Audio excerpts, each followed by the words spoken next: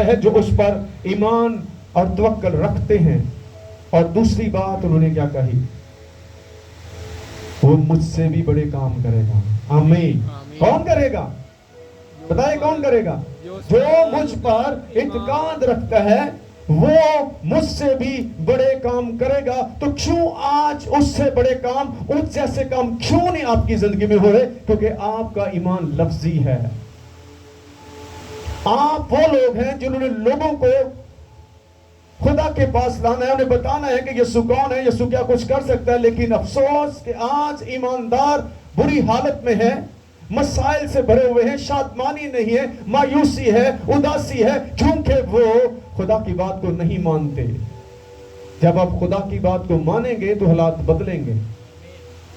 मैं रात बता रहा था कि 100% मैं कहूंगा बीमारियां आपकी ज़हनी परेशानी की वजह से है, आपकी डिप्रेशन की वजह से है। डिप्रेशन से ही बाहर नहीं लोग आ रहे क्योंकि वो पूरा इत्मीनान नहीं रखना चाहते कि खुदा ऐसा कर सकता है। क्या आप बुरे हालात में खुदा पर इत्मीनान नहीं रख सकते? क्या आप मुसीबत में खुश नहीं हो सकते?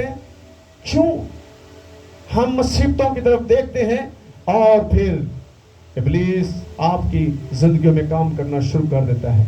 मुसीबतें कितनी भी बड़ी क्यों न हो, बीमारियां लाइलाज क्यों न हो, जो डॉक्टर कह देते हैं वह आप उसको ज्यादा बड़ा समझते हैं कि इन्हें कहते थे फिर नहीं होना।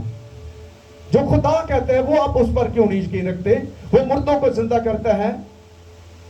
अपने ईमान को बढ़ाएं कि खुदा मुर्दों को जिंदा करता है, वो उसने मुझे भी जिंदा किया है। आमीन। किसको जिंदा किया है? आप जिंदा किए गए हैं। ये रूहानी तौर पर मैं बात कर रहा हूं। आप जब गुनाह में हैं तो आप मरे हुए हैं, लेकिन जब आप मसीह में हैं तो फिर जिंदा किए जाते हैं। आप उस गंदगी से, उस नापाकी से, उस गुनाह से, यीशु के खून से रिहाई पाते हैं, नजात पाते हैं, तो फिर आप एक नए मखलूक बन जाते हैं। और एक नया मखलूक ही वो काम कर सकता है जो यीशु करता है। जो एक पुराना मखलूक है, जो पुरानी जिंदगी गुजारता है, वो खुदा के काम नहीं कर सकता, क्योंकि वो अभी भी उसके अंदर खमीर, पुराना खमीर, वो पुराने गुनाह, वो पुरानी बातें कायम हैं। ये जो शागिर्द, ये खुदा के लोग आज भी जो नए हो चुके हैं वही नए काम करते हैं। आमीन। हालेलुया। नए कामों के लिए नई जिंदगी का होना जरूरी है। ईमान को नया करें, उसको ताजा करें कलाम के जरिया से। और आप देखें शैतान क्या करता है, आज भी वो ऐसा ही कर रहा है। बेशुमार बैड स्पिरिट्स हैं। इब्लीस मुख्तलिफ अशकाल बदल देता है, मुख्तलिफ शक्लें बदलकर आपके ऊपर हमला करता है। उसकी एक कंडीशन नहीं है। जब आप बाइबल को पढ़ते हैं तो फिर आपको उसके कामों का इल्म हो जाता है कि वो कैसे हमला करता है। वो आपके बच्चों के अंदर आकर नाफरमानी की जरिए से हमला कर सकता है। हंसते बसते घर में वो परेशानियां डाल देता है, लड़ाइयां डाल देता है, माँ बाप के खिलाफ बच्चों को माँ बाप के खिलाफ करता है। ये कौन करता है? ये खुदा नहीं करता, क्योंकि खुदा मोहब्बत का खुदा है। ये इब्लीस करता है। और हम अपने सही दुश्मन के साथ लड़ने के बजाय आपस में लड़ना शुरू कर देते हैं।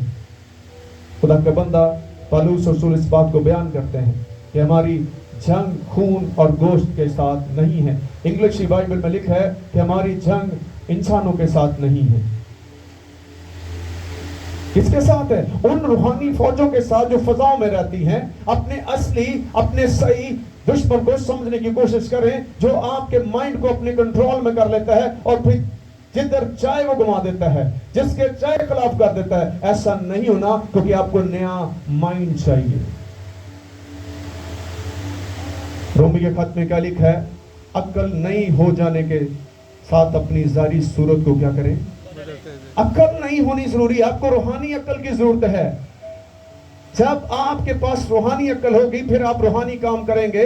अदरवाइज आप दुनिया के जिस्मानी काम करेंगे। और जिस्मानी कामों के बारे में बाइबल कहती है, जिस्मानी नीयत क्या करती है? मौत पैदा करती है। आपको खुदा ने नई अक्ल दी है। हम में किसकी अक्ल है? مسیح کی عقل ہے. اگر مسیح کی عقل ہے تو اس کو ثابت کریں اپنے چال چلن سے, اپنے کاموں سے, اپنے ایمان سے ثابت کریں کہ آپ نئے ہو چکے ہیں. اگر آپ شادمان نہیں ہیں, اگر آپ اطمینان سے بھرے ہوئے نہیں ہیں, تو آپ بے اعتقاد ہیں. جو اعتقاد رکھنے والے ہوتے ہیں وہ ہر حالت میں شادمان ہوتے ہیں, وہ ہر حالت میں امید کی باتیں کر رہے ہوتے ہیں, کیونکہ وہ جانتے ہیں کہ جس کے ساتھ ہم چل رہے ہیں وہ ہمارے ساتھ ہے. اور ابلیس کیا کر رہا ہے؟ اس بیٹے کو وہ مروڑتا ہے, اس زمین پر گرا اور کب پر لا کر لوٹنے لگا. اور اس کا مقصد کیا ہے؟ پرپس آف ڈیول کیا ہے؟ بائبل میں متی کی انجیل اس کے 10ویں باب کی 10ویں آیت مقدسہ میں یسوع مسیح نے اس کے پرپس کو, اس کے مقصد کو, اس کے منصوبے کو ظاہر کیا ہے. سمجھیں, انڈرسٹینڈ کریں. اگر آپ اپنے دشمن کو انڈرسٹینڈ نہیں کریں گے, اس کو سمجھیں گے نہیں, وہ کبھی بھی آپ کو کامیاب نہیں ہونے دے گا. وہ آپ کو یہ کہتا ہے تیرا ایمان بڑا ہے, تجھے اب ایمان کی ضرورت نہیں ہے, تاکہ میرا کام چلتا رہے. جب آپ کا ایمان مضبوط ہوگا تو شیطان آپ کے گرد کبھی ٹھہر نہیں سکتا. وہ ایمانداروں سے ڈرتا ہے. 10ویں باب کی 10ویں آیت میں کیا لکھا ہے؟ چور چرانے نہیں آیا بلکہ مار ڈالنے کے لیے آیا ہے. سمجھیں کیا کہہ رہے ہیں یسوع؟ کیا بول رہے ہیں؟ چرانے نہیں آیا بلکہ مار سب نے بولے کیا کہا ہے؟ کرنے آیا. چور چرانے نہیں آیا بلکہ مار ڈالنے ہلاک. کیا کرنا ہے؟ مار ڈالنے کے لیے آیا ہے. اور یہاں پر وہ مارنا چاہتا ہے. دیکھیں آگے کیا لکھا ہے؟ اور اس نے اکثر اسے آگ اور پانی میں ڈالا. کہاں ڈالا؟ آگ اور پانی میں. آگ اور پانی میں ڈالنے کا مقصد کیا تھا؟ کہ اس کو ہلاک کیا جائے. سمجھے؟ وہ آپ کو ایسے حالات تک لے کر جائے گا تاکہ آپ وہاں پر ڈوب جائیں. خدا آپ کو بحال کرنے کے لیے آیا ہے, لیکن آپ کا دشمن آپ کو تباہ اور برباد کرنا چاہتا ہے. اور اس نے اکثر اسے آگ اور پانی میں ڈالا تاکہ اسے ہلاک کرے. لیکن اگر تو کچھ کر سکتا ہے, اگر تو کچھ کر سکتا ہے, ایک باپ کس کے سامنے کھڑا ہے؟ زندہ خدا کے بیٹے کے آگے کھڑا ہے. کتنا بے اعتقادی کا اثر ہے اس کے اندر. اس کے اندر اعتقاد ہی نہیں ہے کہ اگر تو کچھ کر سکتا ہے. اس کا کیا مطلب آپ سمجھتے ہیں؟ یعنی اس کا بلیف نہیں ہے کہ یہ کر سکتا ہے. شرط رکھ رہا اگر تو کر سکتا ہے. اسی کنڈیشن میں وہ شاگردوں کے پاس بھی گیا ہوگا, لیکن کیوں شفا نہیں مل رہی؟ یہ بدرو جو ہے, یہ مصیبت جو ہے وہ ایک دن کی نہیں ہے, بلکہ یہ کتنی, یسوع نے پوچھا کتنی مدت سے؟ اس نے کہا یہ بچپن ہی سے ہے. آج اگر آپ بھی کئی مدت سے پھنسے ہوئے ہیں تو پھر آپ کے اعتقاد کا مسئلہ ہے. آپ اس کو بڑھائیں, کیونکہ جب آپ کے اندر اعتقاد ہوگا تو آپ اوپر آئیں گے, اور بے اعتقادی آپ کو ڈاؤن کر دیتی ہے. کتنی مدت سے ہے؟ یہ بچپن سے ہے. آج آپ بھی اسی کنڈیشن کے ساتھ آتے ہیں. شاید خدا کا عید ہے, سارے بندوں کو محکمہ کے آج نہیں چلو خدا کو دعا ہی کرا, وہ کسی فادی کو دعا کرا لی, بیڑا گرک کر کے پھر آتے ہیں, تباہی کروا کے آپ آتے ہیں. کیوں نہ پہلے آپ خدا سے رابطہ کریں؟